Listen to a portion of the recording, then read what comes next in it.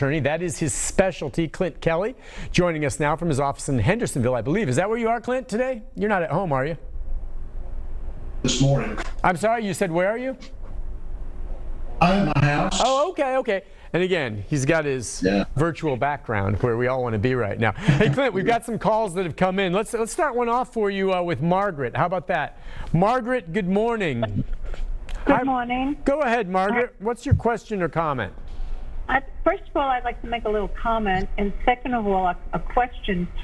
I think it's appalling that people cannot see their family, when they're in nursing homes and stuff like that, and they're not treated well. Because I've seen that many a times when I think it's just horrible how nursing homes treat their tenants.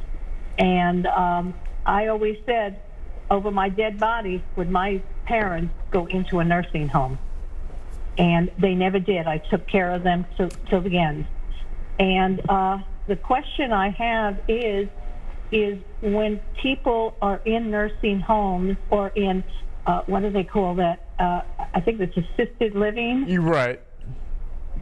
Facilities and stuff. What happens if the relative or if the person wants to get, if it's a nursing home, a family member wants to take the person out of the nursing home and bring them home with them, or if it's an assisted living, they want to move out of there. Are they? To me, it sounds like they're more like prisoners.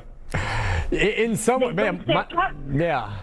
Well, let me ask Clint that. And Clint, it's not so much a legal question. Maybe you have some insight. I can share some with my personal experience with my folks who are in assisted living. But Clint, your thoughts on that? I mean, they're free to go. And let's keep in mind, by the way, it is hard, but there are reasons that they've closed these down so that someone doesn't bring COVID in. However, there should be ways you could do that safely, Clint. And you're right, they are slowly opening up in Tennessee more than they were. They are. There are still some, depending on where you go. And we should say there are some very fine nursing homes and assisted living facilities, but there are also some very awful ones. But go ahead. I'm in Margaret's camp. After what I've seen over the last couple of years, I wouldn't put my parents in a nursing home, and I'm not going to be in a nursing home either. They're not the same that they were when I was a kid. My great-grandmother was actually in the Gallatin Nursing Home, where it was a respectable place, run very well by compassionate people. They've been taken over by corporations that are interested in the bottom line dollar, and they've cut staff. They gave the staff that they do have there an impossible task of trying to keep the place clean and running orderly and giving good care. And it can't happen when you don't have the support of the corporation that's bought the nursing home. In answer to Margaret's question, whoever has power of attorney over the resident, whether it's assisted living or the nursing home, has a right that day to take their parent or family member out of there. They're not required to stay there. They pay each month to buy this place. Think of it as an apartment. Yeah. For their residents, for their loved ones. So they can get them out anytime they want, even if they're having difficulty seeing them. You just go in there and say, I'm ready to transfer them. And you say, I want them to come home. And the nursing home or assisted living facility must comply. That's exactly right. Let me just share this brief story. My father and mother are in an assisted living facility that I think is quite good. My brother and I have looked into it. They live in Boise, Idaho, Clint. But my dad, one day, for somehow, some way, I don't know if the door was open, and he's lucid and stuff, but he thought, okay, and he walked to the grocery store to buy some items and came back. And in his absence, they're like, where'd George go? And when he got back, they realized he had gone and he did not have a mask on with him. As a result of this, they let him back in, but he and my mom had to quarantine for 2 weeks or 14 days after he got back in their room without coming out and dining with the other residents because of that. And that, again, I understood it. My brother and I didn't get mad. My dad should have at least worn a mask. He should have let them know he could go out. But because he came back and may have been exposed and they were testing him through it, they took no chances. And he had to quarantine in his room, Clint, for a couple of weeks because of that. He kind of left without letting anyone know. And then when he came back, they saw him, asked him, and said, well, George, you shouldn't have done that in that way. And you're going to have to quarantine for 2 weeks. Yeah. Nick, you raised an interesting point, and that's probably the most difficult situation you're talking about, I think, other than someone who's completely helpless and immobile, is an older person who is beginning to get early onset dementia and they take off. You hear these stories. Well, I think it's called is it a silver alert? Yep, is that what it's called when somebody gets lost? Yep, okay. silver. That's the tough part, because you think you can keep them home, but if someone's not watching them carefully, they may slip outside and take off, and then of course get lost, and something terrible can happen. And I've actually had a case involving that a few years ago where a nursing home just let this woman leave. I still can't explain what we were thinking, but yeah. In any event, if you want a little taste of the future, let me tell you what's coming. Probably sooner than later. Honda's building these robots. Have you seen some of these? They look like cyborgs. You see them some of these electronic trade shows each year. They're a robot. I mean, they're on wheels. Looks like in the Jetsons. You remember Rosie and the Jetsons? Yeah. She was the wheel, the robot, and roll. Okay, that's coming.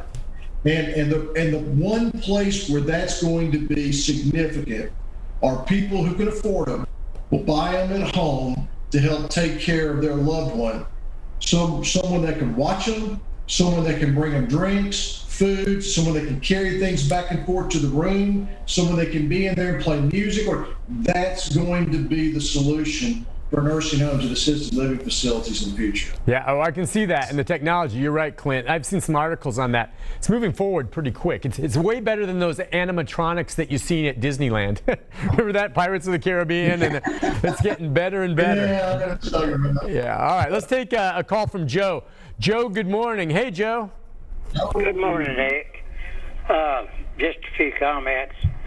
I would urge everyone that's listening to listen to everything that Mr. Kelly is saying and pay attention to what he's telling these people, because one mistake along the way can lead to. I have a family member that was caught in that situation. This has been several years ago, but they're been disabled ever since because of what her doctor did in the operating room.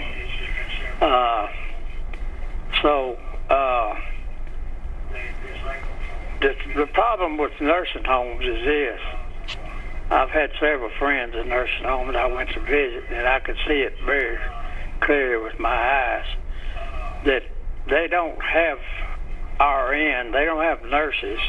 They hire what they call technicians, and they have one nurse maybe that's the head of the nursing home, but the rest of them are technicians.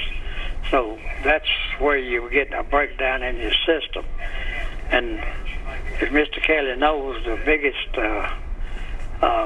so-called lobbyist in the United States is the AMA.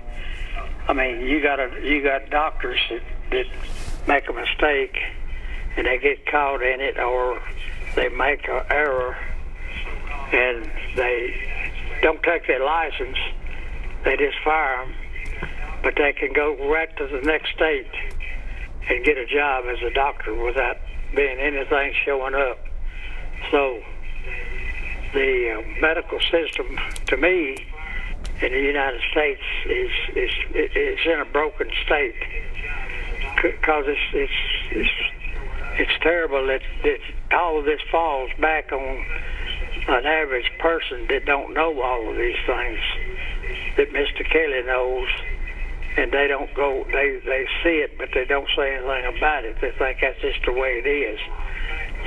Metro has spent a fortune on a Bordeaux nursing home and built a new building, and was a real nice facility, but they turned it over to an outside contractor and they stole money from it, and now they've closed it up. Clint, I mean, Joe's on point, and he listens a lot to you just like I do, but it gets back to what you said before, doesn't it, again? Like the old days where you had a loved one in a nursing home that was properly run. Now it's corporate America that's taken these over, and it's all about the bottom line. Yeah, what Joe's talking about, they're hiring certified nurse assistants. In some cases, they're not certified at all, but these are people who are not nurses. They basically shadow or follow nurses to see what the nurses do. Then they try to provide similar care. But these people have very little training. They certainly have very little health care training. And the reason they're hired is they may charge $12 an hour where a nurse charges $25 an hour. Now think of the difference in money that the corporation can keep. Say Caremark that owns the Gallatin nursing home. Think how much money they save when they hire a certified nurse assistant at $12 an hour versus a registered nurse or a licensed practical nurse at $20 an hour. It makes perfect sense to me financially what they're doing, but it's the resident that pays the price, because they're not getting the kind of care they think they're going to get. I mean, it's called nursing home for a reason. Right. You think the care is going to be given by nurses. It's not given by nurses in most instances. Nurses just supervise what these techs, is another name for them, or caregivers, are doing. And if people knew how much they're paying to the nursing home, in some cases $5,500 a month to get that kind of care, they think, I might get that care somewhere else, get it better somewhere else. I think you're right. Listen, on that note, we'll take a quick break. We come back, more phone calls for you, more of our conversation with Clint Kelly, malpractice attorney, right after this. This is a Storm 5 weather update. For weather on the go, download the Storm Shield app. I'm News Channel 5 meteorologist Nikki D. Ray. Here's a live look at the Power of 5 radars. We've got a cold front moving through. However, it's not looking to bring too much in the rain department. But as you can tell by looking at the current temperatures across the southeast, it's going to drop the numbers in a snap. Currents right here at home still warming up just a bit as temperatures will continue to climb into those upper 70s. However, as the cold front moves its way through, we'll see a chance for a few